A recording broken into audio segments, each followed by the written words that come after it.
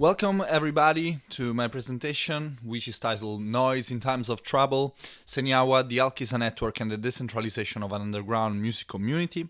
My name is Luigi Monteani and I am a PhD candidate at SOAS, University of London, and today we're gonna look at how the avant-garde duo Senyawa has kickstarted a process of global co-creation for their 2021 album Alkisah, which included more than 40 underground music labels worldwide, including my own, and that was a response, an action to counteract the extreme social conditions posed for everybody and especially musicians during the COVID-19 pandemic, and also a response to the way that music tends to be produced and circulated in the music industry at large, not only in the underground music industry, and how this experience can be important for ethnomusicology and art in general, and how it can help us understand decentralized music phenomena and artistic phenomena worldwide in late capitalism, in late globalization.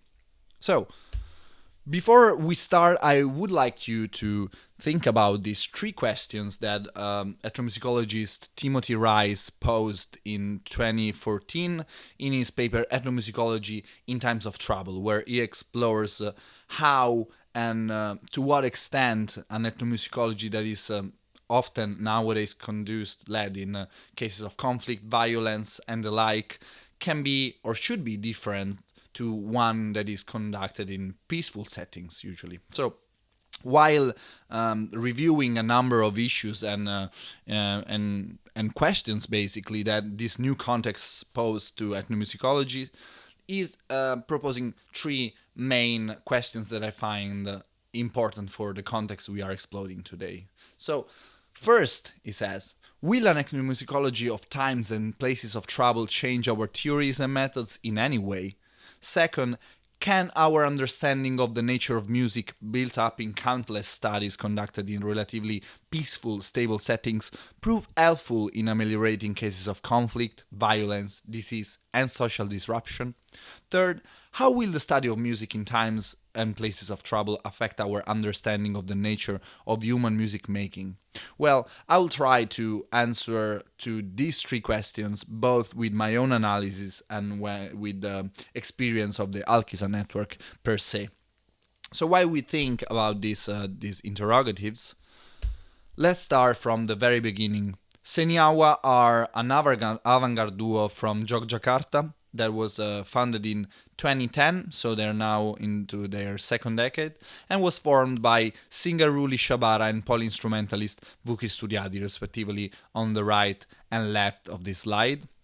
And in all these years, they have produced 19 amongst albums, EPs, splits, and various collaborations with both regional musicians and renowned international artists worldwide, thus becoming an inspiration for musicians and artists operating in this specific sector.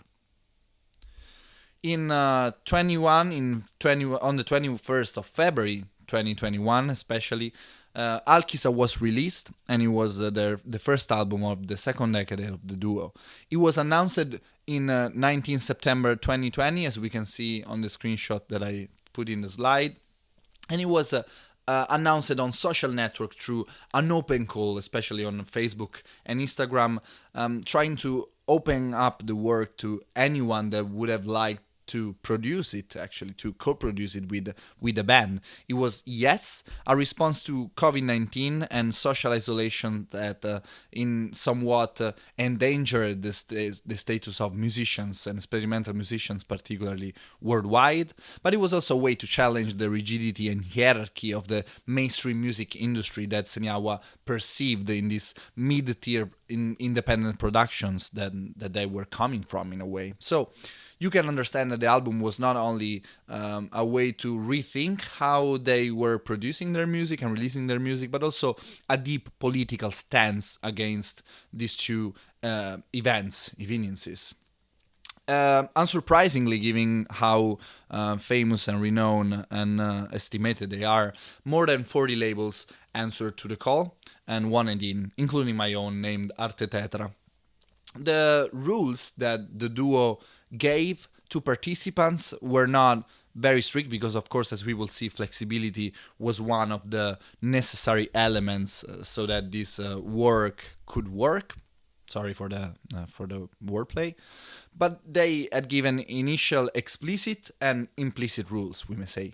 The explicit ones were that first, no online music distributors would have, such as Spotify and Deezer, would have been employed by participants, because this would have jeopardized the open nature of the enterprise. Who would have employed these distributors would have also had the right to publish their music online, Senyawa's music online, by that thereby excluding all other participating parties and labels. Second, that only one label per country was allowed in the project, but this was a condition that was largely renegotiated lately, where when more than one label per country in some of the countries, including Italy, responded to the call. This was the case, for example, of us, Arte Tetra, collaborating with the Communion label in Milan. We were already collaborators before this enterprise, and we didn't want the Communion to be out just because we reached the post literally on Facebook before them. So everybody worked out internal national collaborations where this had happened. At the same time, Senyawa wanted other two conditions in for the project that were also unspoken in a way. So the first one was to allow to engage and collaborate with the network and their single parts, the artists and the labels. And the second one was to agree on the output of the release via a signed document where every label should have declared the format, the number of copies, and the share, the commercial share that on which Senyawa would have been entitled in the end when everyone was sold. But yeah, the general motto of the enterprise, of the network that was sustaining Alkisah, was that decentralization should be the future. So decentralization should be the future. It was a decentralized release because it was operating worldwide as a network, but it was also sustained by four main pillars, we can say. The first one was the one of shared ownership. The work was a collective property in the end, collective intellectual and physical properties of all the labels that were participating. The second one was the freedom to capitalize, so selling the album for the label's own economical benefit, of course, to survive, we can say, to get money to continue express someone's art, as Rully said. The third one, the freedom to exploit, which is entailed to the freedom of capitalizing, of course.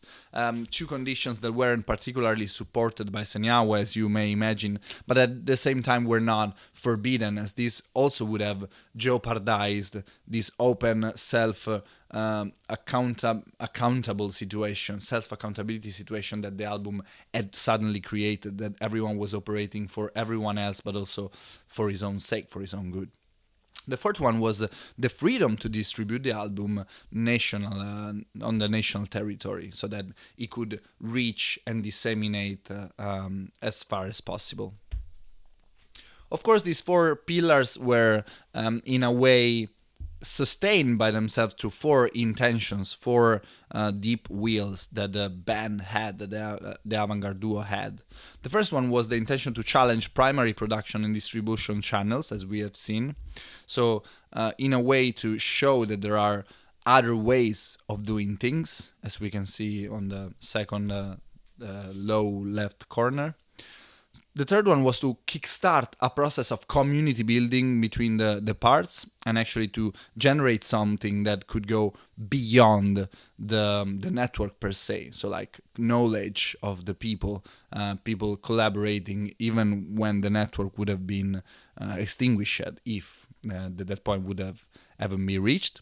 And the fourth one was to inspire others in trying new alternative paths. Maybe the most important principle of the operation, according to Senyawa, since inspiring others is the propelling force that in somewhat like kickstarted the entire process and could spawn in thousands other projects. That was the entire will of the band. If the network fails, other projects will take its place, and that's where inspiration comes in.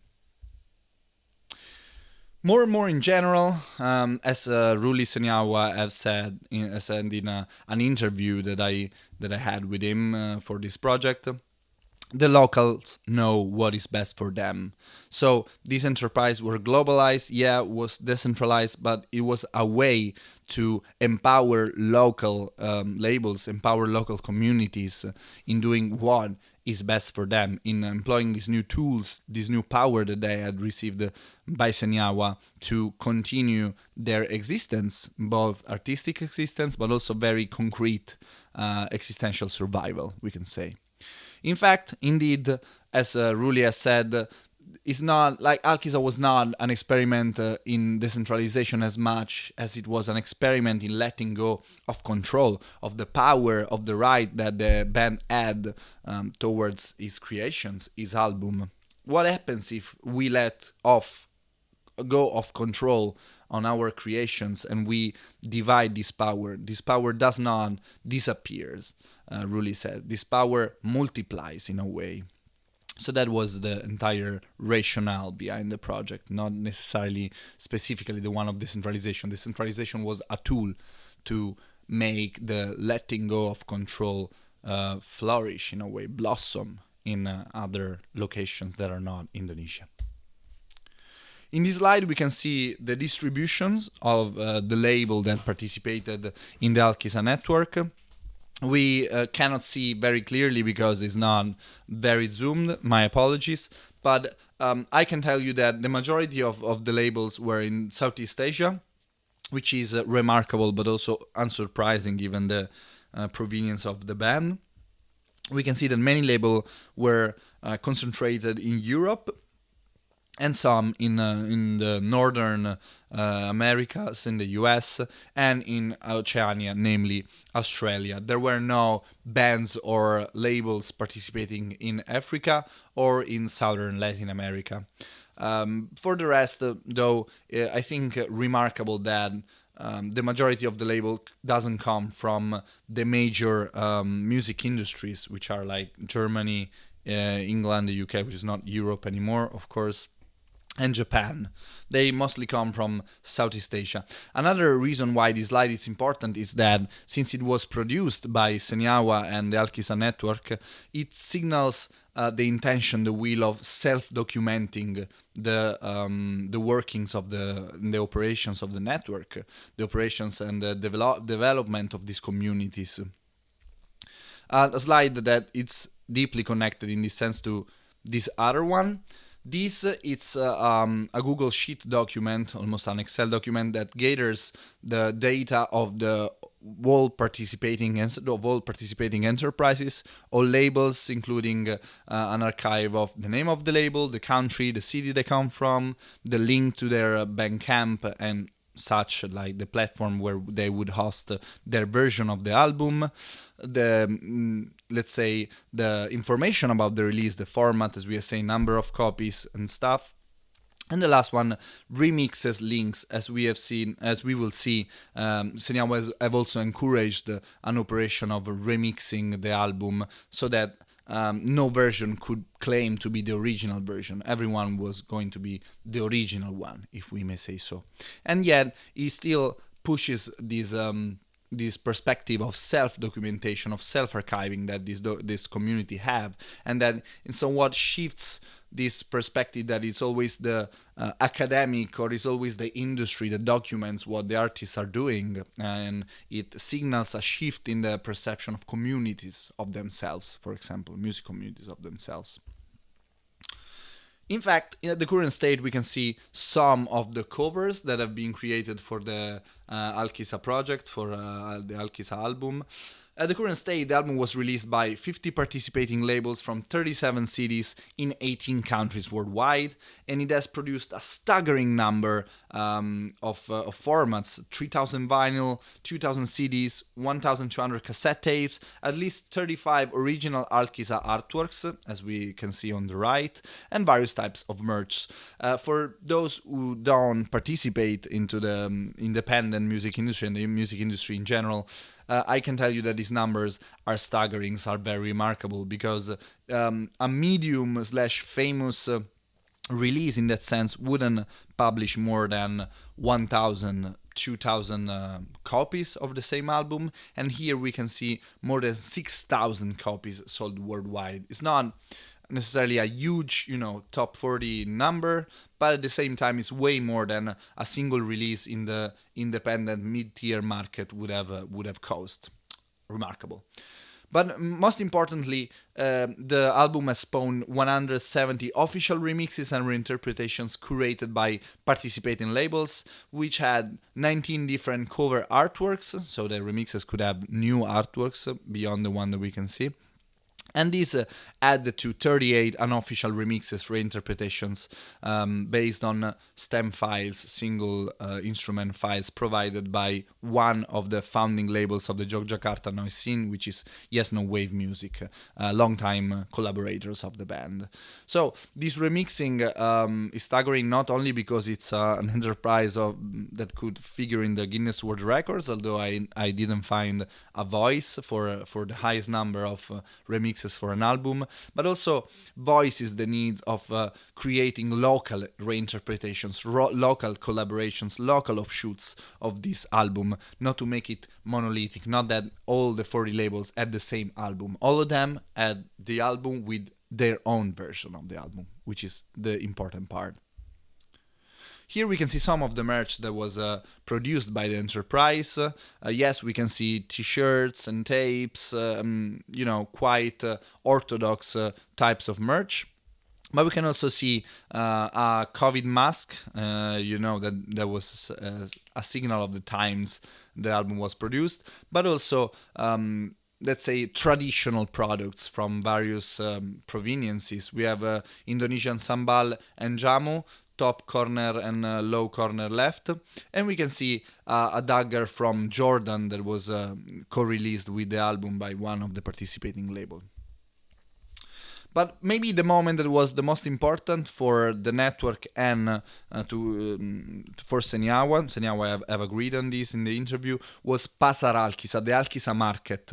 Alkisah means once upon a time, sorry if I didn't say it before, and Pasar Alkisah is like the market of once upon a time festival, where all the participating labels could showcase in different time slots their own productions. They could showcase their own Alkisah versions, but they could also present their own music, their own releases that had nothing to do with Alkisah per se. This was important because, according to Rully Shabara, singer of the band, this was the first time in which you could see how big the enterprise was in terms of number and participation. The whole festival took 48 hours and had some of the slots on repeat, so that everyone both in Southeast Asia and Europe could follow it if they wanted at convenient times, let's say during the daytime. But yeah, like, it showed how organization can create a critical mass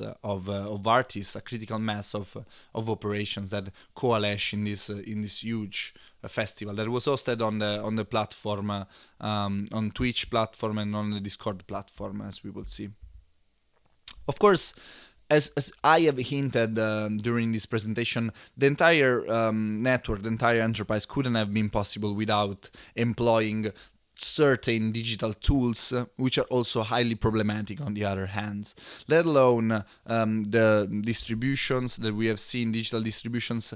We have several portals that we have employed. First one was Linktree, an informational portal where all information related to the Alkisah project were easily accessible and gathered. Linktree, basically, it's a platform where you can put different links and they are ordered and gathered in a single page. The second one was the Discord platform for networking, mainly a platform where users can communicate and exchange files and open threads, where labels, artists, Senyawa and team, including the audience, could interact and share information with each other for the entire process. And ultimately, of course, beyond Twitch, beyond Discord, there was Google Drive, where the festival and the release were mainly organized. Everyone knows that Google Drive is one one of the main drive platforms where users can upload files, a bit like Dropbox. But this is where Pasar Alkisah, the 48 Hours Festival, could have been organized by preparing mixtapes and sending videos, audios, exclusive premieres, radio shows and films, and the like. Of course, these platforms are not necessarily helping the enterprise of co-creation, although they are decentralizing the industry in a way. Of course, the ongoing development it's I mean it has produced, spawned a number of different materials, radio shows, academic literature, a paper that should also come out on a gathering of chapters for a book, a documentary, new networks, and participation to festivals, of course, like physical festivals. As we were saying, though, not necessarily the platforms that are promoting this decentralization are also helping the musicians in an horizontal development of their local enterprises, of their local labels. As we can see, Google is certainly not supporting necessarily minorities and minor point of views in developing and gaining a central part of a stage. But anyway, we can see the physical, the practical offshoots of the networks after all these years. We can see on the left two emails of Parakuat and the band Za, two bands that have contacted us to release their new albums and that they declared were using the same methodology that Alkisah was using. And on the right, we can see the Cosmic Gathering 2021, which was the first festival in which participants from the label, from the network, have met physically and played music. You can see me in the silly pink and shirt and yellow cap. But we can see that the methodology and the wheel of meeting were actually successful in the end. They were reproducible, they brought people together. At the same time, we had few controversial happenings. As you can see in the slide, one of the labels have put finally the album on Spotify, meaning that no one can put the album on digital channels without being flagged and banned eventually. We can see that the album has reached the marketplaces like Amazon that, of course, conflict with the principle of freedom, yes, of distribution, but also of refraining the overlap caused by distribution in multiple national markets.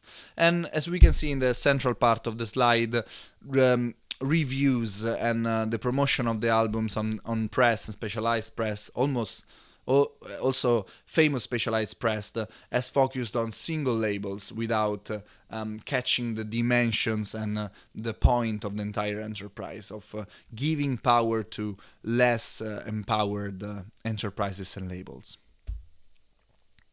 Last, we have presented as a network the Alkisah Enterprise at CTM Festival 2022. Was it already 2022? Yeah, 2022 in Berlin, where scholar Marianna Lies has interacted and moderated a conversation between several participants of the network.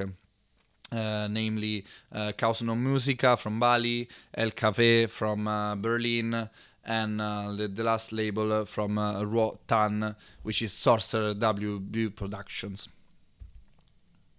So, arrived at this point, the obvious question could be, since it was a very tangled, almost confused presentation, but this is the way the network developed. Did the network work in the end? So, given my opinion on this, my analysis on this is that the collaborations managed to generate a shared value and impact. So the collective work through utilizing the network's global but also local reach managed to disseminate and even sell much of the music efficiently, more efficiently than a single label could have ever done. But conversely, sharing accumulated power with smaller imprints didn't fully take off. You know, we have seen that bigger labels could use Spotify or could access the Western press, especially, then didn't focus so much on the Southern Asian imprints, for example. and at the same time the global working of this enterprise as the main lines on the New York Times, for example, so benefiting some of the labels of the institutions. Secondly, where for some of the participants Alkisah was a tool for to foster artistic communities, the initial goal, for others it was just another release, or worse, a new business model, as we have seen. Not all of the labels have put the necessary attention to the fact that this was a political stance, a political enterprise, more than just another release. To continue, this musical and social network was just thought by Senyawa as a starting point, though. It's an infrastructure that, yes, was created, but can also be developed, modified, replaced, multiplied according to all the different needs of the people that have used it. This is its a strong point. It's the path showing the manifold possibilities that letting go of control opens. So in a way, it shows you the power of this this infrastructural network has showed to the people, to the artist. And last, Alkisah as shows how experiments probe and test the limits of artistic practices and their ethos, how art can become a tool to shed light on larger uncharted portions of the map. So to in a way to resume to in sum, the the network worked in terms of numbers, in terms of distribution, in terms of diffusion, of mass promotion, like press promotion, basically. On the other hand, it didn't work the way that Senyawa wanted politically. It didn't work in a way for which bigger actors shared their power with the smaller ones. But at the same time, it really did what the network wanted to do, what the enterprise wanted to do, which is test how this thing was gonna work, test if and how all this effort could generate a positive outcome for the people, could work, if decentralization and independence could work better than the actual music industry, which it did. So to go back, we have seen how that Senyawa's enterprise has worked for the musicians, was interesting as an experiment. It was very clever. It was signaling the need of these communities to self-document themselves and to conduct experiments in a very conscious, in a very self-conscious way, in a very reflexive way, if we want.